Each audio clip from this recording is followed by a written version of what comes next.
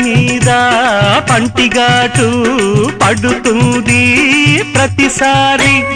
సిగ్గు చీర తొలగిపోయి నలుగుతుంది తొలిసారి మా పటేల మేలుకున్న కళ్ళ ఎరుపు తెల్లవారి మావ గొప్ప ఊరికంత చాటుతుంది మరే మరీ ఒకసారి కసి పుడితే మరోసారి మతి చెడితే వయసు పోరు తీరాలిరా వలపు జోరు తెలాలిలే అదిరింది పిల్ల అదిరిందిలే